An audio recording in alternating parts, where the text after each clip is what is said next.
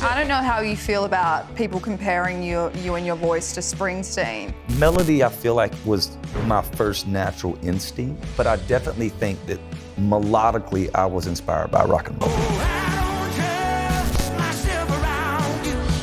Everybody seems so desperate to be in the spotlight, and they seem so desperate for you to like them. And it just felt very different from this record. And that's when I started getting inspired, is because I never want to make the same record twice. You have so many good songs. I mean, Janie Blue is one of my ultimate favorites. I hardly ever play that too. You never play it. I go home, I'm upset because you didn't play Backseat. Yeah. Wait, what was that about? I don't trust myself around. Well, I'm delighted to let everyone know that I'm joined today on Virgin Radio by none other than Kip Moore. Kip, thanks for joining me. Good to be here.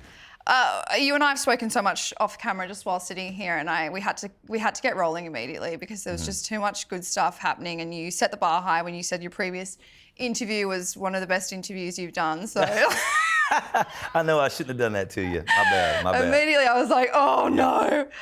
Congratulations. This is your 6th album. Yeah. It just seems like you're writing for days. How has Solitary Tracks been received? Well, we started, our first month on tour was a month straight in Canada. And Yeah. it was, there was a different electricity in the room than I've felt in years around this record.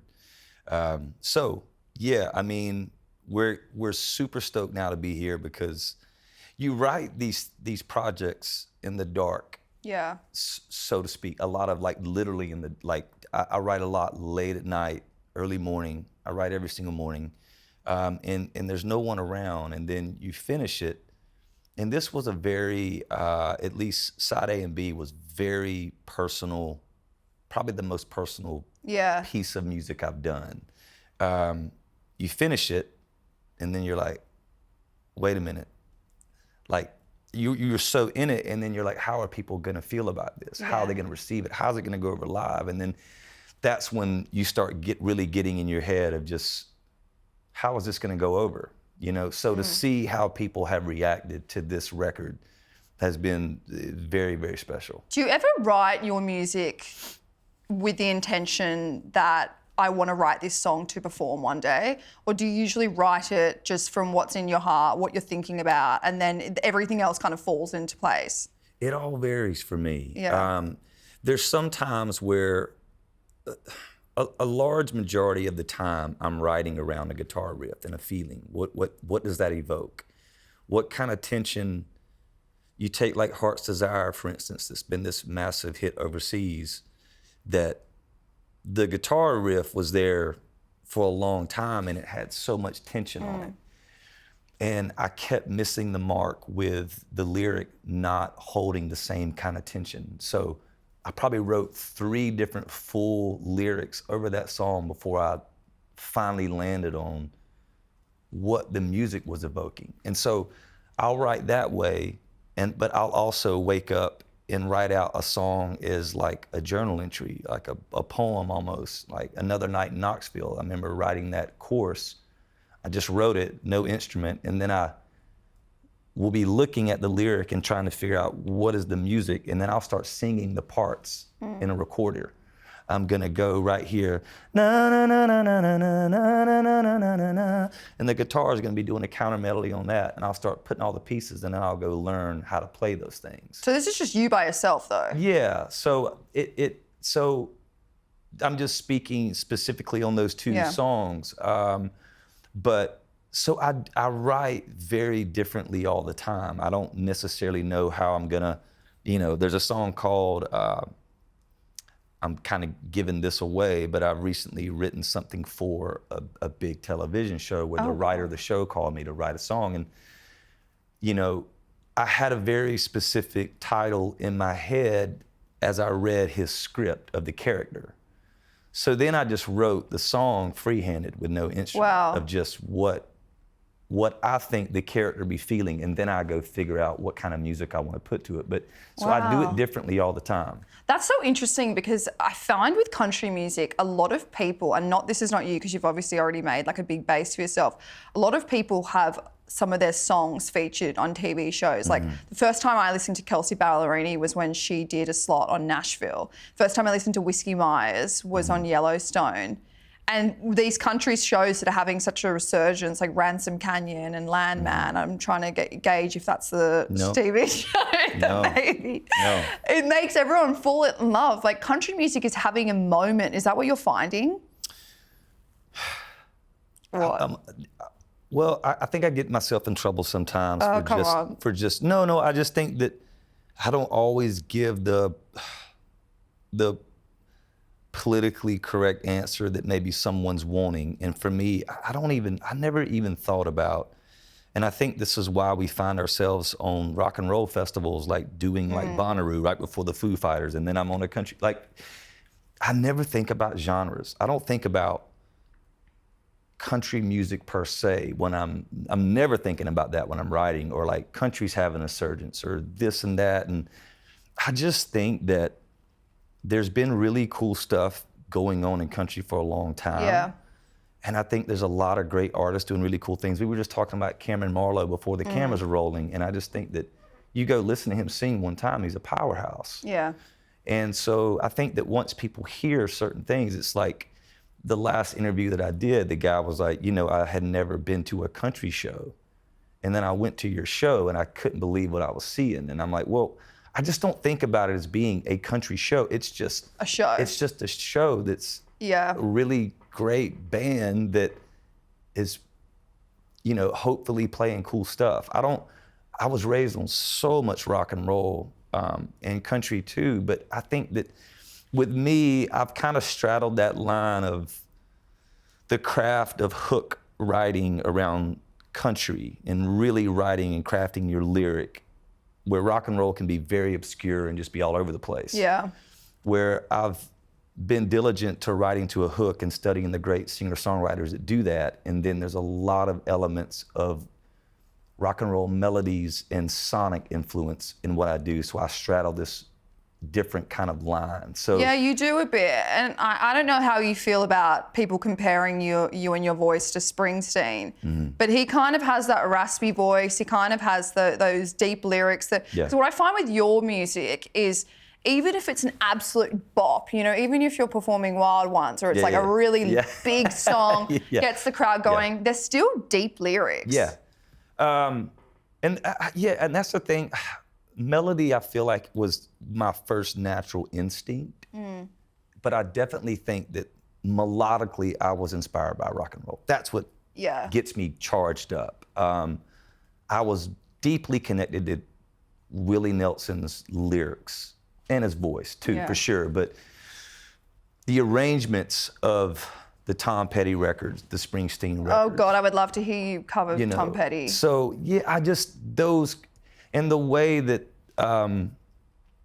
choruses jump octaves and do things, there's just more power in it. So I was always more drawn to that type. Yeah. And even Motown, it's rock and roll. And listening to a guy like Sam Cooke sing, that's who inspired me. So I always wanted those melodies to soar when that chorus hit. And but I'm still super cognitive of, how do I make this lyric really connect and drive home? Yeah, which you've done with like the entire album. You've done it with every album. This is 23 songs on this new album, Solitary Tracks. So many amazing songs, but you only released your last album in 2023. It was like, less than 2 years since your last album. So how do you kind of differentiate when you're releasing so much music?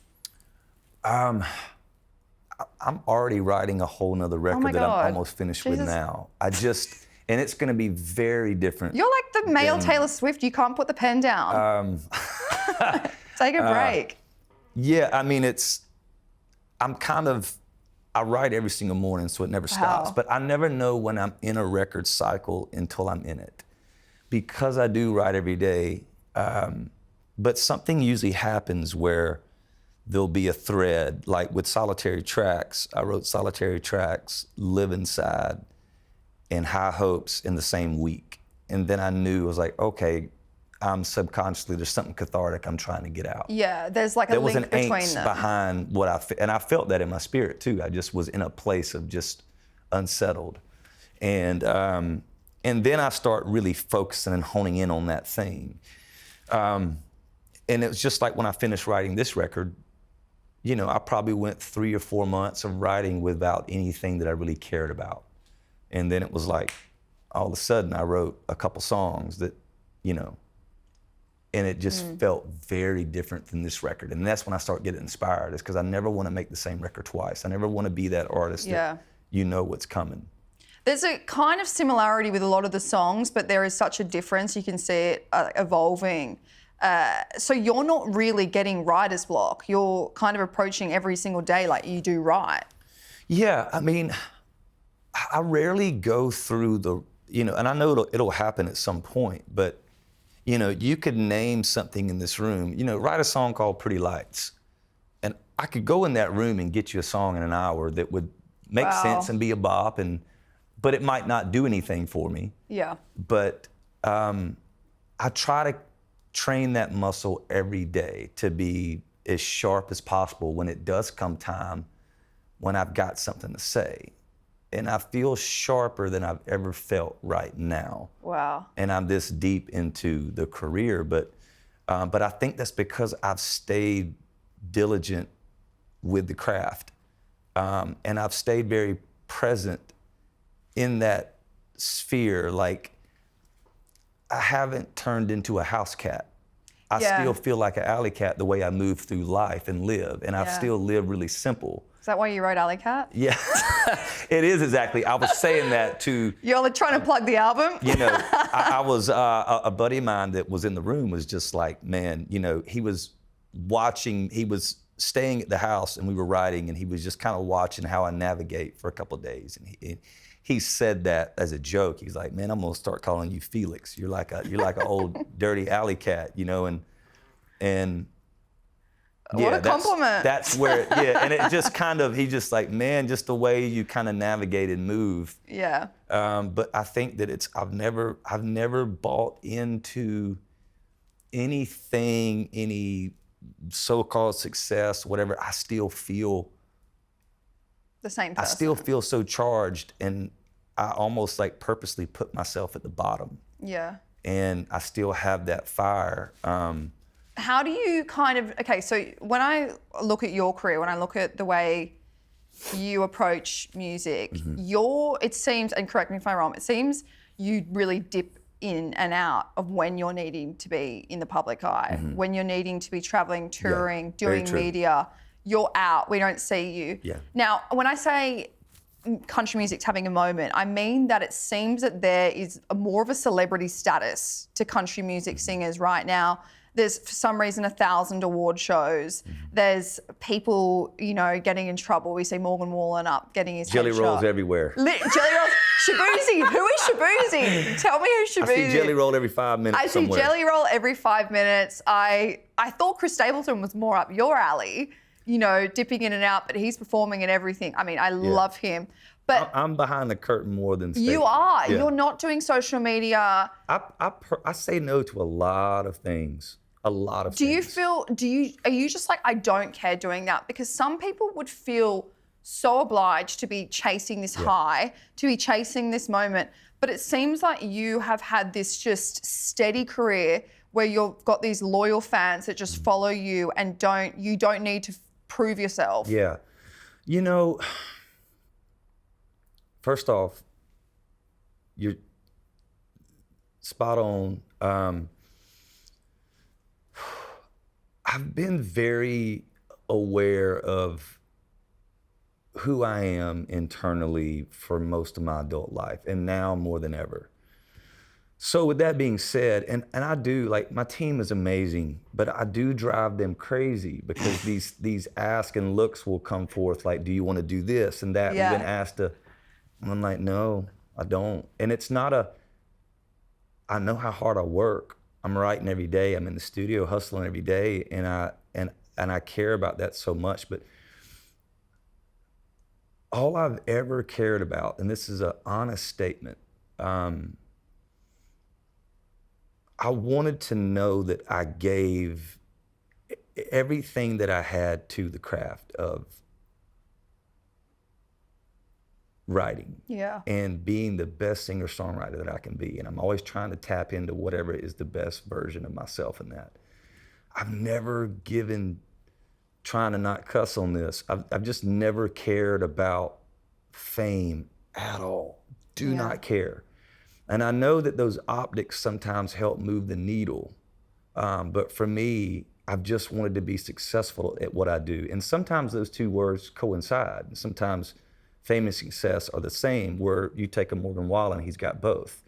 But I just don't care about being visually known. But to what, sorry to interrupt, to what extent do you know, when we look at Morgan Wallen, he pumps out so much music, kind of like you. Even he pumps out. He's more, and he's only been on the scene less than you. You know, he only became like really famous the last few years. But we're following his every move. We're making headlines of him walking out of SNL. Like I feel like you've got this sweet spot where, and I love it. Yeah, you just said, and I've worked hard to like. Part of that is just my natural way, because I've never craved any part of the light. And then part of it is a conscious decision. Like I said, I've turned down huge looks that... huge money? What's that? Huge money? Major. Wow. Like two of my biggest money offers of my career, the two biggest offers, I turned down both. Oh my God. Like double of what I've ever been offered in both cases. And I just, the carrot is gonna always be in front of you in life, in everything. And I've learned to just keep walking past it and not, you know, I feel so grateful for where I'm at and the way the fan base has organically grown through the years. And it's real, you can feel it. There's so many artists that come out with us that are like, man, it just feels different at these shows. And even out here, like the fans feel different. And it's not just, you know, I'll be with someone in the airport that's also an artist, but they're more on the fame aspect. And it's fascinating, and they'll pick up on it, how we'll be sitting together and the fans will come up and just be like, oh, you know, so-and-so, can I just get a selfie real quick? And then people will walk up to me and say, I love what you do. Wow. Thank you, and just leave. And there's a different, like, there's a respect. There's an honest, a tangible exchange between me and the fans that's, they are there for the music and you feel it in the rooms. There's not a lot of phones. There's not a lot of that thing, you know? And so sometimes I'm like, how did I do this? You know, how did I get to this spot? You know, but it's a place that, I think you manifested it, or you like worked hard to protect yourself. And maybe it's a, you know, combination of teams, someone's team not really having their back. I mean, because look how many celebrities, like singers that we've seen completely fall off the rails because it's not a natural thing to have this many people know who you are or want something from you. You know, and it's also one of those things where I think about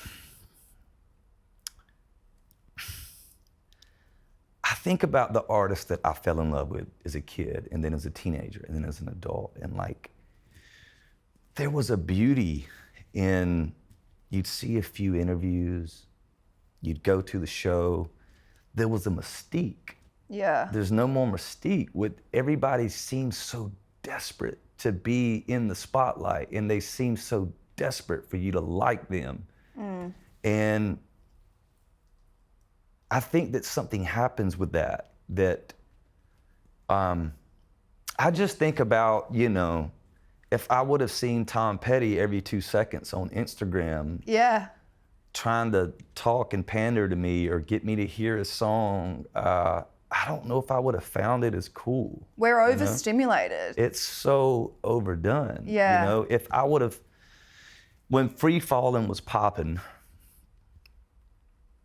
if he would have been doing a million TikToks and in his car lip singing to it over and over and doing, I just would have been like, you know what, I'm out. I know. I thought I liked this song, but I I'm out. know. Like, it wouldn't have been the same for me. And on the note of what we were talking about before with Cameron Marlowe, he's another example of someone that hasn't kind of fallen into that same vibe, very intimate crowd when he came to London a few months ago or December.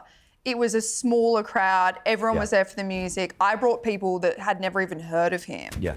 And they were gobsmacked. They thought this guy is just incredible. But there's only a few of those people that have the same kind of vibe as you, are in it for the love of music, in it for the love of, you know, sharing your songs with people, still have the fame, but don't have to ride that wave, doesn't have to feed them. But you mentioned before about the way your concerts, the way you do your concerts, right?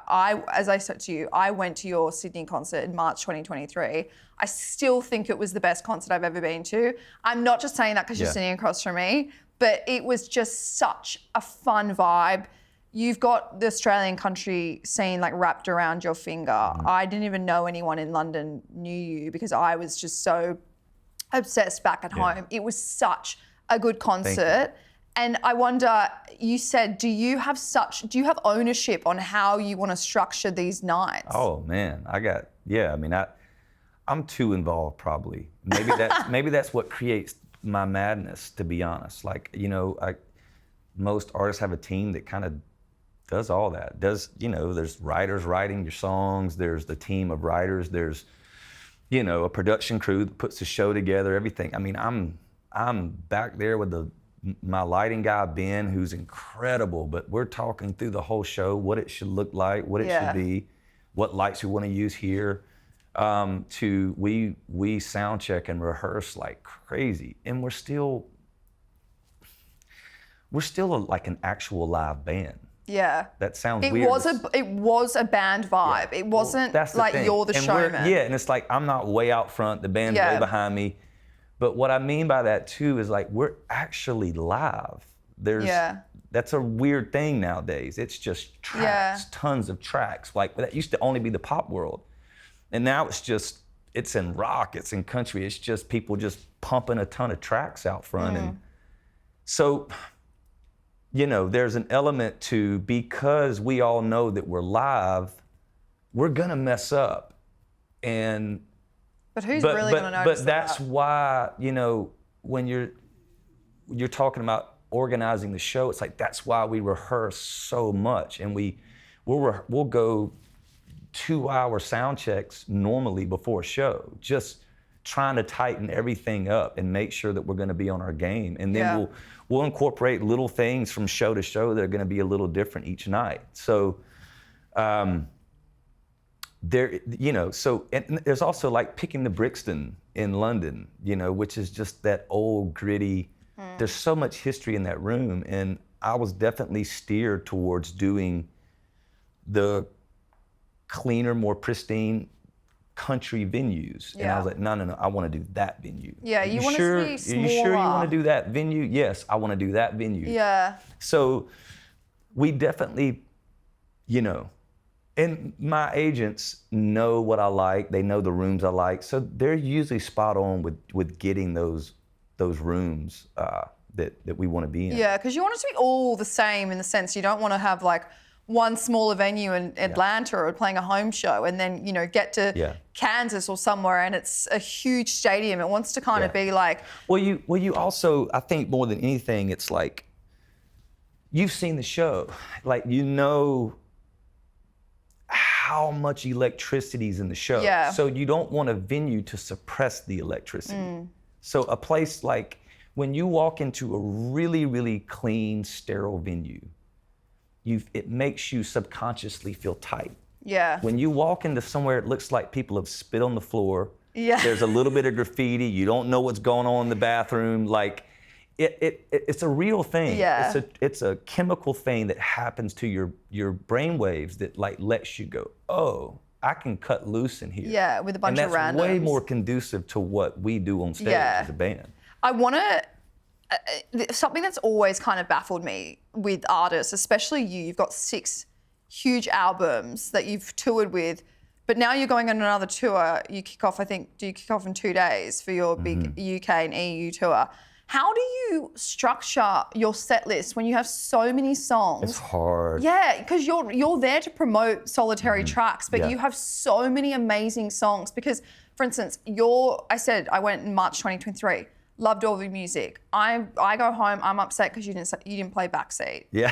Wait, what was that about? You know, we've been at so many shows. They're like and a lot of times we'll keep the signs. We've got them like in our guitar vaults. But there's been several signs, and probably because I posted one of them one time, so now everybody's doing it. But there's signs that say play. Backseat or We Riot, like, and they hold them up all through the night. Yeah, so I try to, I probably have to start playing that again. I don't know. You might have to do like, you know how Taylor Swift in Eras, she does like the surprise songs. Yeah. You're gonna have to do that. I've kicked it. I've pushed it away for the last 2 years. Oh my God. I did the same with Pretty Girl, and then I brought it back out the other night for the first time in forever, and the crowd loved it. Yeah. So, you're damned if you do, you're damned if you don't. There's always gonna be something someone and wants to. And I'll never make a 23-song record again because of that reason. Like, it's so hard to incorporate. Is it because this is your largest one, right? Yeah, and you don't want to be the whole night be a new record. Yeah. Because people want to hear Backseat. They want to hear Wild Wild they do. Ones. Everyone wants to hear Backseat. They want to hear songs from the first record. They want to hear Faith When I Fall. They want to hear Truck. So you got to find that line of, and it's tough, especially at the beginning of a new tour, because you're still trying to navigate what works, and you don't even know what's going to work within the new record yet.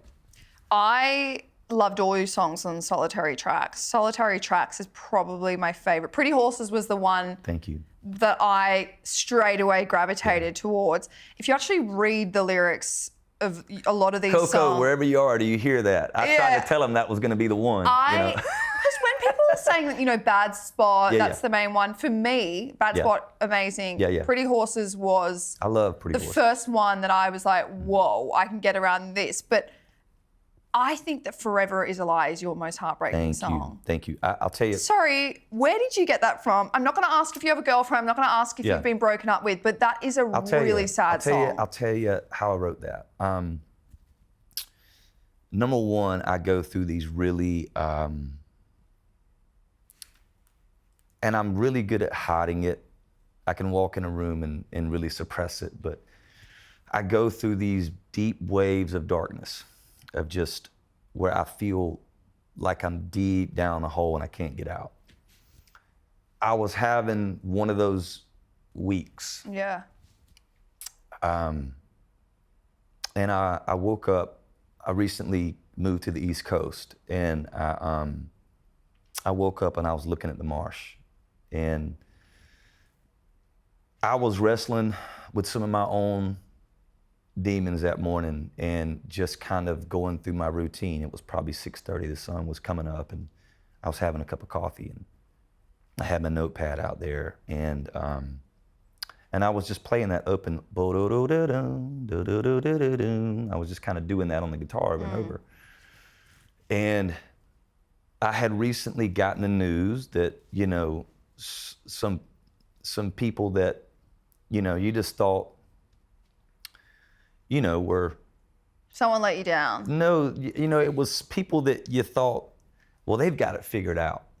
Oh, okay. This is a couple that's, they're rock solid till the end, and you see that kind of falling apart. Yeah. And it wasn't like it's something that I was wrestling with. It just, and I had recently kind of been dealing with a couple other things. So my mind was in a state of kind of, it wasn't a happy state. It certainly doesn't seem like it. And I saw a group of white birds in front of me sitting on the marsh feeding, and they all got up at the same time. It was beautiful. And just a pack of them flew over the marsh like they were headed south. And so I wrote that line, promise we made, full of family and friends, lips so soft on my burnt core skin. Summer heat dripping, birds in the sky. So I wrote that first. Yeah. Birds in the sky didn't stick around, kind of like you and I. That was the first line that I had. That one? So then I wrote backwards from that line. Yeah, winter came fast and your hand got cold. Just some things that you can never hold. Wow. Yeah. I don't really dissect songs like instantly. Yeah. But when I listened to that, I was walking a few months ago and I just thought, whoa. Yeah. This is emotional. Do you think that's one of the saddest songs you've written? Yes, that one and Paying Hard. Paying Hard was about my dad. And, wow. But that song to me is the most, just from start to finish, one of that day, I'm really hard on myself in every aspect of life, and especially writing. And that day, I wrote that song in about 20 minutes. Wow. And that day, I felt like you did good today. That was, and I never do that. I was like, I'm proud of what I wrote today. Wow. The line, the second verse, is probably my favorite thing is Summer Heat. No. In the second verse that's like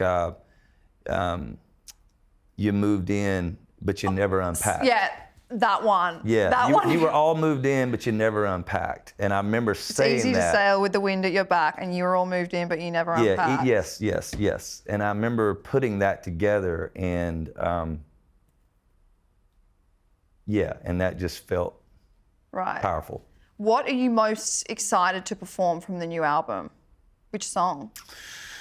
I'll tell you what's been going over like a hammer every night is Solitary Tracks. It's a bop. When we get it, by the time we hit that second chorus, the whole place is pulsing. Yeah. I'm excited to hear that. And High Hopes is a rager every night we've been playing it. Have you ever had someone come up to you and tell you my absolute favorite song is so-and-so and you've been like, oh, really? Oh yeah, for sure. I just love how everyone has a different favorite song. Yeah, I mean, you get that all the time. I mean, there's some times where, I'll have there's people that know so many deep cuts that never made records that I've just played live one time or something. Oh, you can send that to me. Or they have a friend that has a friend in the another publishing house that got one of my old demos or something, and they'll be like, my favorite thing you've written is this. And I'll have to be like, yeah. Did I write that? I don't remember writing that. What's the title again? Because you have so many good songs. I mean, Janie Blue is one of my ultimate favorites. I hardly ever play that too. You never play it. Yes, thank you for acknowledging that. Do you know what you do really well? Do you know that acoustic session you do on your YouTube? Yes. Wild World, with those girls? Yes. That is one of my favorites. Thank you. I wish it was on Spotify. Yeah. Kip, I need to wrap, but just a quick answer. Who would be your dream collaboration with right now? Who would I like to tour with right now? Or collaborate on a song? I'll be honest, I never think about it. I never think about collaborating. I hate everyone. And that was good. I do. No, I'm joking. No, I